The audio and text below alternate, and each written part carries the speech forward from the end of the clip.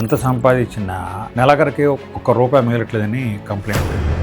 ఖర్చులు పోను మిగిలిందే income. Incoming ఉంటేనే income ఉన్నట్లు లెక్క. మనం స్టూడెంట్కి ఉన్నప్పుడు 5,000 పాకెట్ మనీ ఎక్కువ తక్కువ అయ్యేది. అయితే ఉద్యోగం వచ్చిన తర్వాత 10,000 చాలు, 20,000 చాలు, 30,000 చాలు, 40,000 కూడా చాలు. గుర్తుపెట్టుకోండి, ఈరోజు మాత్రమే సుఖంగా ఉండాలంటే మొత్తం ఇవాళ ఖర్చు పెట్టండి. రేపు కూడా సుఖంగా ఉండాలంటే పొదుపు చేయక తప్పదు. దానిని అప్పుడు మీరు బ్యాంకులో వేసుకున్నా 7% వడ్డీకి వేసుకున్నా కూడా నెలకి 3,20,000 పెన్షన్ ఏర్పాటు చేసుకోవచ్చు. కాకపోతే సెల్ఫ్ కంట్రోల్ లేని మహానుభావులకు మాత్రం ఆదాయం తగ్గించుకోండి, మీ అసెట్స్ పెరుగుతాయి. Money is a tool, life is the goal.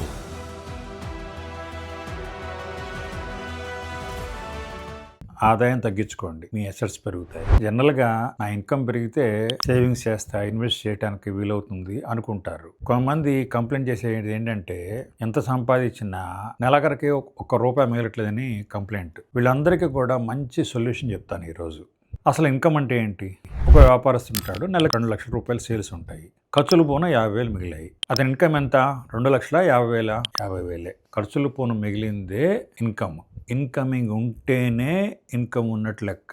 అయితే ఈ ఇన్కమ్ తగ్గించుకుంటే అసెట్స్ ఎట్లా పెరుగుతాయో మీకు ప్రాక్టికల్ సొల్యూషన్ చెప్తాను ఈరోజు. మీరు సూపర్ మార్కెట్కి 500 తీసుకుని వెళ్ళారు, మరీ అవసరాన్ని కొనుక్కొని వస్తారు. అదే 10,000 తీసుకెళ్తే ఇది అవసరం, అదే అవసరం, ఇది మా అక్క ఇంట్లో చూశాను, మా ఫ్రెండ్ ఇంట్లో ఇదే కొన్నాడు అని మీకు మరీ అవసరం లేని వస్తువులు కూడా మోసుకొని వస్తారు బయటికి. అవసరాలు కొనుక్కోవడం తప్పు కాదు, కానీ మీ ప్రాధాన్యతలు ఏంటి?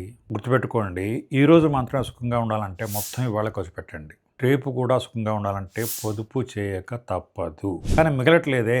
అందుకే బెస్ట్ మార్గం ఏంటి? మీ జేబులో ఎక్కువ డబ్బులు లేవు అనుకోండి, వృధా ఖర్చులు తగ్గిపోతాయి కదా. ఒక ఎగ్జాంపుల్ చెప్తాను. మీరు మీ జీవితం 40,000 అనుకోండి బాస్, వస్తే 40,000 ఖర్చు పెట్టేస్తారు కదా. మనం స్టూడెంట్కి ఉన్నప్పుడు 5,000 పాకెట్ మనీ ఎక్కువ తక్కువ అయ్యేది. అదే ఉద్యోగం వచ్చిన తర్వాత 10,000 చాలు, 20,000 చాలు, 30,000 చాలు, 40,000 కూడా చాలు. ఎందుకంటే కోరికలు పుష్పక విమానాలు లాంటివి.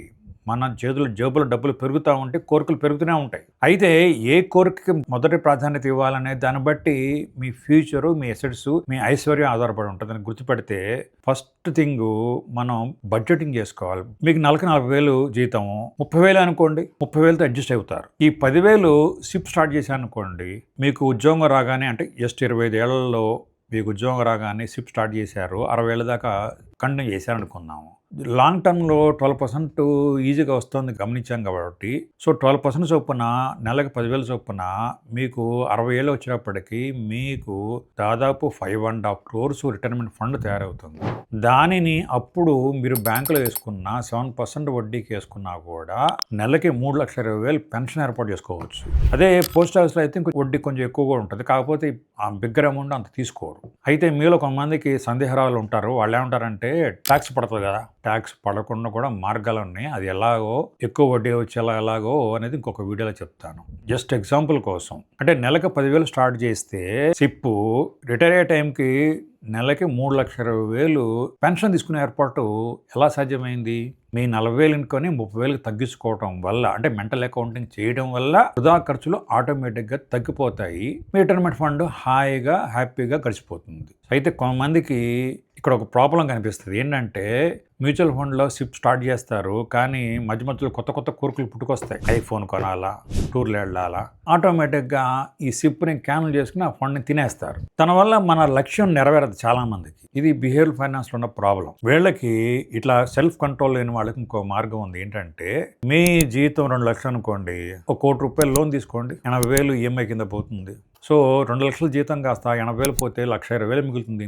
అంత అడ్జస్ట్ అయిపోతారు. అయితే కొంత మార్జిన్ మనీ ఏర్పాటు చేసుకొని మీ హౌసింగ్ లోన్ తీసుకుంటే ఇది సాధ్యం అవుతుంది. సో మీరు ఈఎంఐ కట్టుకుంటూ పోతారు, 20 ఏళ్ళు మీ లోన్ క్లోజ్ అయిపోతుంది. మీ ఇంటి వాల్యూ పెరుగుతుంది కదా, అది కూడా అసెట్ అవుతుంది కదా. మధ్యలో మీకు అవసరం వచ్చింది మీ పిల్ల చదువుల కోసం, ఎడ్యుకేషన్ లోన్ తీసుకోవచ్చు. అదే హౌస్ వాల్యూ పెరుగుతుంది కాబట్టి ఓవర్ ఏ పీరియడ్ ఆ హోమ్ని మార్టిగేజ్ ఎక్స్టెండ్ చేసి ఎడ్యుకేషన్ కూడా బ్యాంక్ ఇస్తుంది. సో సెల్ఫ్ కంట్రోల్ లేని వాళ్ళకి లోను ఒక మంచి మార్గం, అది కూడా హోమ్ లోన్ తక్కువ వడ్డీకి. అయితే ఇన్వెస్ట్మెంట్ మార్గం మంచిదా, హోమ్ లోన్ మార్గం మంచిదా అంటే నా ఓటు మాత్రం ఇన్వెస్ట్మెంట్ మార్గమే. కారణం ఏంటంటే మీరు హోమ్ లోన్ తీసుకుంటారు, మధ్యలో ఏమైనా ఫైనాన్షియల్ ఇబ్బంది వస్తే ఈఎంఐ కట్టడం మానేస్తారు. దాంతో మీ సివిల్ స్కోర్ పాడవుతుంది. అదే ఇన్వెస్ట్మెంట్స్ అనుకోండి, సిప్ అనుకోండి, మధ్యలో ఏమైనా ఇబ్బంది వస్తే మానేస్తారు. మానేసిన నష్టం ఏం లేదు కదా. ఇదేమో ఇన్సూరెన్స్ ఎండోమెంట్ పాలసీ లాగా మధ్యలో మానేస్తే నష్టం అనేది ఏమి ఉండదు కదా మ్యూచువల్ ఫండ్ లో. ప్లస్ అంటే లిక్విడిటీ ప్రాబ్లం ఉండదు ఏది మ్యూచువల్ ఫండ్ అయితే. కానీ హౌసింగ్ లోన్ తీసుకుంటే ఇక పర్మనెంట్ ఇష్టం ఉన్నా లేకపోయినా ఇల్లు హంటింగ్ లోన్ ఈఎంఐ కట్టాల్సిందే కదా. అందుకని నా మొదటి ఓటు మాత్రం సిప్పే. కాకపోతే సెల్ఫ్ కంట్రోల్ లేని మహానుభావులకు మాత్రం హోమ్ లోన్ తీసుకోమని చెప్తాను. అది కూడా నువ్వు ఉండడానికి తీసుకోవచ్చు, మళ్ళీ రెంట్ కోసం తీసుకోవద్దు. ఎందుకంటే దాని మీద రెంట్ మీద వచ్చే రిటర్న్స్ చాలా తక్కువ. ఎప్పుడైనా కూడా నువ్వు ఉంటే ఇంటి కోసం లోన్ తీసుకోండి. దీని మీద ఒక వీడియో కూడా చేశాను. దాంట్లో చెప్పాను, తినే తిండికి ఉండే ఇంటికి వడ్డీ లెక్క లేకుండా సొంత ఇంటి కోసం అయితే మీరు హోమ్ లోన్ తీసుకోవచ్చు. సో మీ ఇంట్లోకి వచ్చే ఇన్కమ్ని తగ్గించుకోండి, దాన్ని ఇన్వెస్ట్మెంట్ కింద మలుచుకోండి. ఓవర్ ఏ పీరియడ్ మీరు అసెట్ క్రియేట్ చేస్తారు. ఆ అసెట్టే మీకు ఇన్కమ్ సంపాదించి పెడుతుంది. ఎన్నాళ్ళు కష్టపడతారు బాస్, మన డబ్బే మన కోసం సంపాదించి పెట్టాలంటే ఈ రోజు సెల్ఫ్ కంట్రోల్ తోటి ఇంట్లోకి వచ్చే డబ్బును తగ్గించుకోండి, అంటే ఇన్కమ్ తగ్గించుకోండి, అసెట్ పెంచుకోండి. మళ్ళీ ఒకసారి చెప్తున్నా, ఈ రోజు మాత్రమే సుఖంగా ఉండాలంటే మొత్తం ఇవాళ ఖర్చు పెట్టండి.